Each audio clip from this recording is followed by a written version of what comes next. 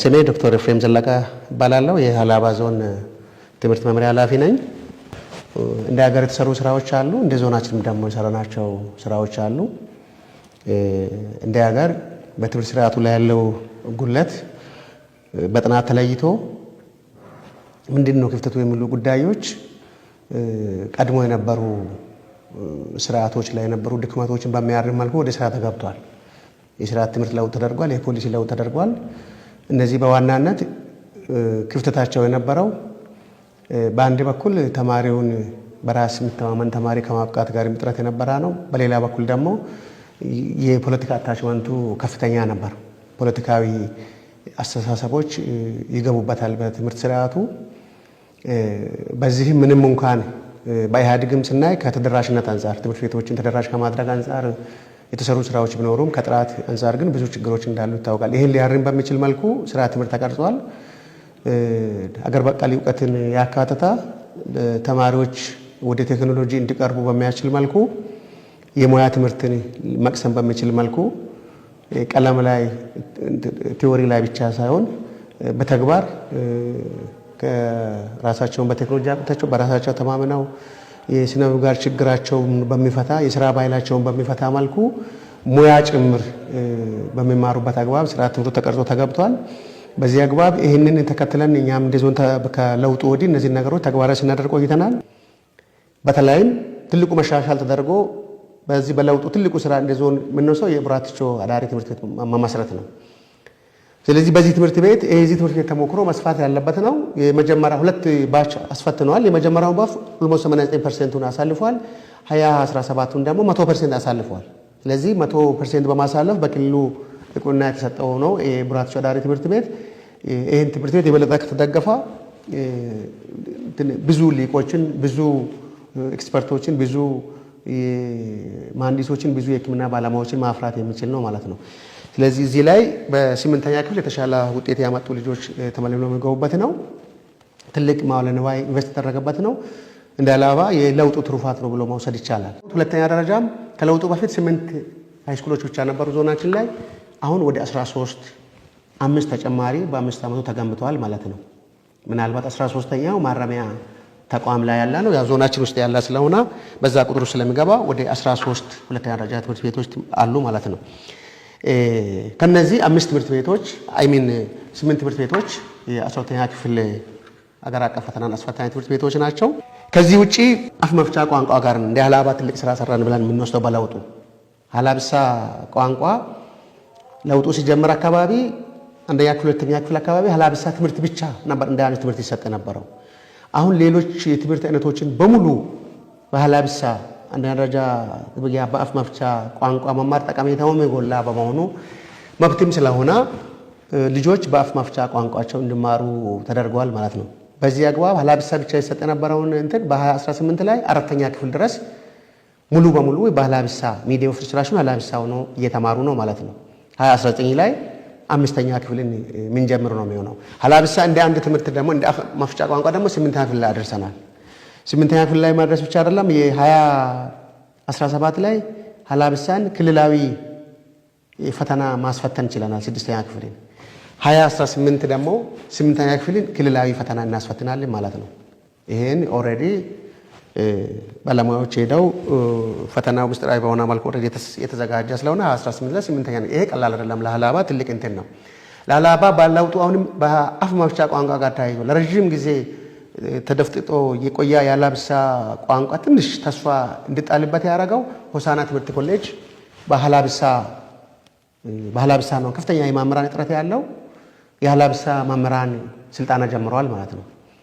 ምናልባትም በዚህ 2018 ላይ የመጀመሪያ ባች 14 ልጆች የሚመረቁ ይሆናል ማለት በዲፕሎማ ፕሮግራም።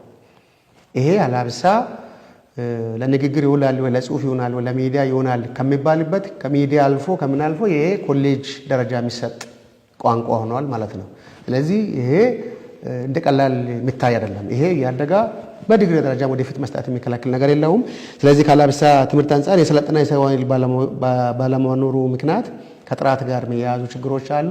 እሱን ይሄን የሚሰለጥነው ኃይል እየሰለጠና ዘንድሮ የመጀመሪያ ባች እናስመር የሚቀጥለው ዓመት ይመረቃል። በየዓመቱ እያመረትን ስንሄድ የጥራቱም አብሮ እያደገ ይሄዳል ማለት ነው። ከትምህርት ተደራሽነት አንጻር ካየን ብዙ ትምህርት ቤቶች ተገንብተዋል። በተለይም ትልቁ ችግር የነበረው ከቅድመ አንደኛ ጋር ያሉ ችግሮች ነበሩ። ስለዚህ ቅድመ አንደኛ ላይ ህፃናት በቅድመ አንደኛ ትምህርት ተሳትፎ የወደፊት ዕጣ ፈንታቸውን ፍላጎታቸውን የነሱን የግል ኢንትረስታቸውን ጭምር ዴቨሎፕ የሚያደርጉበት ደረጃ ነው ትልቅ ትኩረት የሚሰጥ ነው። ታች ላይ ያልተሰራ እንትን ከላይ ሊሳካ ስለማይችል ይሄን ቅድመ አንደኛ ጋር ተያይዞ ብዙ ማስፋፊያዎች ብዙ ስራዎች ተሰርተዋል። እንደ ዞናችን ከ216 በላይ ቅድመ መደበኛ ትምህርት ቤቶች አሉ። በእነዚህ ደግሞ ከ400 በላይ መምህራን ይህንን የሚደግፉ አመቻች መምህራን አሉ። ለነዚህ በአዲሱ ስርዓተ ትምህርት ስልጠና ተሰጥቷቸው ይህን ስንሰራ ቆይተናል። ቅድመ አንደኛ ላይ ትልቅ ለውጥ ትልቅ መርታ ተገኝቷል ማለት ይቻላል። ሌላ በዚህ በለውጡ እንደ ሀገርም እኛም እንደ ዞን የሰራነው የፈተና አስተዳደር ስርዓት ነው። የፈተና አስተዳደር ስርዓት በመጀመሪያ ደረጃ አስፈታኝ ትምህርት ቤቶችን ማስፋት ችለናል። ከለውጡ በፊት 6ኛ ክፍልን የሚያስፈትኑ የትምህርት ቤቶች ቁጥር 62 ብቻ ነበሩ። 6ኛ ክፍል አስፈታኝ 2018 ላይ ወደ 97 ትምህርት ቤቶች 6ኛ ክፍል አስፈታኝ ናቸው።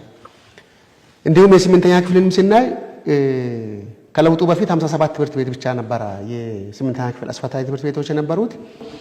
ስለዚህ በዚህ በአስፈታኝ ሆነው ባሉበት ትልቁ ስራ የተሰራው የፈተና አስተዳደር ስርዓቱ ነው።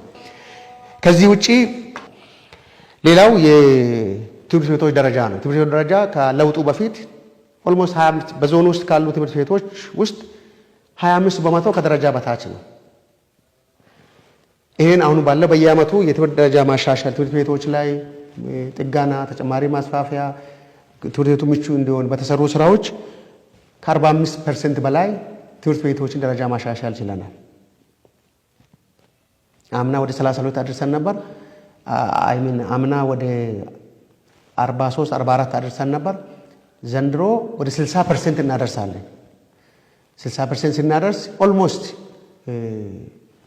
70-60 ክል ትምህርት ቤቶች ደረጃቸውን ያሻሽላሉ። ይሄ የሚቆም አይደለም። ትምህርት ቤቶቹ ሚኒመም ሪኳየርመንት ይባላል ደረጃ 3 ስለሆነ ሁሉም ትምህርት ቤቶች ደረጃ 3 ካልገቡ ሳቢ ነው በቂ ትምህርት የሚሰጡ ምቹ ናቸው ተብሎ ስለማይወሰድ ይሄ በከፍተኛ ሁኔታ ሀብትም ጭምር ተመድበው የተሰራ ነው። በተለያዩ ኢኒሼቲቮች ደግሞ ትምህርት ደረጃ ማሻሻል ስራ እየተሰራ ነው ማለት ነው።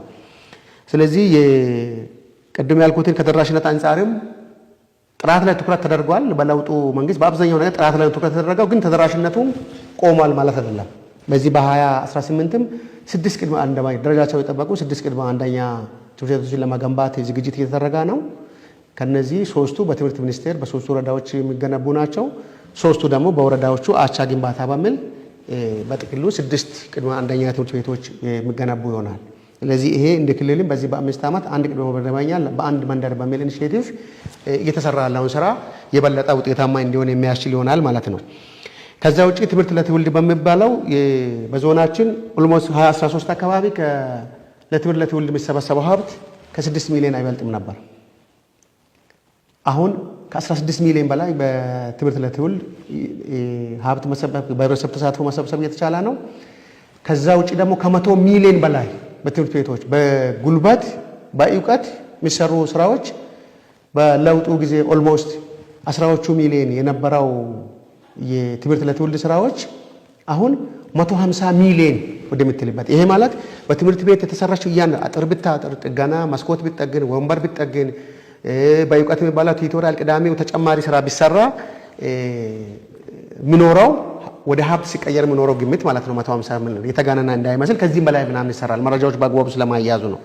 ሌላው ትልቁ ስራ የተሰራው የመጽሐፍት ህትመት ነው። የአንደኛ ደረጃ መጽሐፍት ህትመት የአንደኛ ደረጃ መጽሐፍት ህትመት ለክልሎች ነው የተሰጠው። ክልሉ አዲስ የተደራጀ ከመሆኑ አንጻር ዞኑ ወይም ደግሞ ህብረተሰቡ በየአካባቢው የህብረተሰብ ተሳትፎ ነው ይሄ ስራ የሚሰራው። እስካሁን ባለው በሁለቱ ዓመት ከ124,000 በላይ መጽሐፍትን አሳትመናል። 22.5 ሚሊዮን ብር የፈጃ የመጽሐፍት ህትመት ነው ማለት ነው። ስለዚህ በክልል ድጋፍ ታትሞ እየመጡ ያሉ መጽሐፍቶች አሉ። መጽሐፍት ስታንዳርድ ደረሰ የሚባለው 1 ለ1 ሲደርስ ነው። 1 ለ1 ኦልሞስት በአጭር ጊዜ ውስጥ 1 ለ1 የምናደርስባቸው እድሎች አሉ ማለት ነው። በዘንድሮ ዓመትም ከዘንድሮ ዓመት የተሰበሰበውን ከጨመርን ኦልሞስት ወደ 30 ሚሊዮን ብር ሀብት ከህብረተሰቡ መዋጮ ተሰብስቦ መጽሐፍት ህትመቱ ይካሄዳል ማለት ነው። በዚህ አግባብ የመጽሐፍትን ተደራሽነት በአንደኛ ደረጃ ኦልሞስት እንደየወረዳዎቹ እንደየመዋቅሩ እንደ ዞን ወደ 1 ለ3 አድርሰናል ብለን ነው የምንይዘው። በመዋቅሮች ደረጃ ወጣ ገባ የሚል ነገር ይኖራል። ስለዚህ አሁንም በዚህ በቅርቡ ከክልል ከ130 ሺህ መጽሐፍት የታተሙ ተዘጋጁ አሉ በአጋር ድርጅቶች በክልሉ አማካይነት እነሱም ሲደርሱ የመጽሐፍት ጥምርታን እያሻሻለ ይሄዳል ማለት ነው። የመጽሐፍት ጥምርታ፣ የወንበር ተማሪ ጥምርታ፣ የተማሪ ማምር ጥምርታ በከፍተኛ ሁኔታ ተሻሽሏል። ከለውጡ በፊት 1 ለ70 1 ለ65 የነበሩ አሁን 1 ለ50 1 ለ40 1 ለ42 ያደረስናቸው አሉ። የማምር ተማሪ ጥምርታን ስናይ በከፍተኛ ሁኔታ መሻሻሉን የማምር የተማሪ ወንበር ጥምርታም እንደዚሁ በከፍተኛ ሁኔታ መሻሻልን አሳይቷል ብሎ መውሰድ ይቻላል። ማህበረሰብ አቀፍ ምገባ የሚባለው በማህበረሰብ በዞን መንግስት ተሳትፎም ምገባ ይካሄዳል ማለት ነው። ምገባ ጠቀሜታው የጎላ ነው። ተማሪዎች ቤተሰብ ሁሉም እኩል አቅም የለውም። ያንንም ባላንስ ያደርጋል። ቤቱ ቁርስ ሳይበላ የመጣ ተማሪ ትምህርት ቤት ምገባ ካገኘ ትምህርቱ በአግባቡ እንዲከታተል ያስችላል። የተመጣጠና ምግብም እንዲያገኝ እድል ይሰጣል። ይሄ በዞንና በክልል መንግስት ከለውጡ በፊት 2013 አካባቢ 12 ብቻ ትምህርት ቤቶችን ነበር ምገባ ጀምረን የነበረው። አሁን ወደ 20 ትምህርት ቤቶች አድርሰናል ማለት ነው። ካቨሬጁ ወደ 20 ትምህርት ቤቶች ምገባ በክልልና በዞን መንግስት በዘንድሮ ዓመት የአምናን አሳድገን ወደ 13 ትምህርት ቤቶች ምገባ እየተጠቀሙ ነው። በየክልሉ መንግስት ደግሞ 7 በሁለት ወረዳዎች ላይ 7 ትምህርት ቤቶችን ይሸፍናል። በአንድ ላይ 20 ትምህርት ቤቶች ምገባ ያገኛሉ ማለት ነው። በዚህም ከለውጡ በፊት ወይም ደግሞ በ2013 አካባቢ 12750 ብቻ ተማሪ ተጠቃሚ የነበረው አሁን ወደ 18487 ተማሪ ተጠቃሚ ወደሚሆንበት ደረጃ ደርሰዋል ማለት ነው።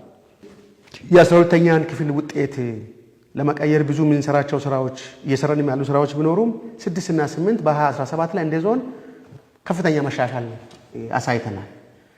የ8ኛ ክፍል 2016 ላይ 34% የነበረው ወደ 62% አስገብተናል በ2017።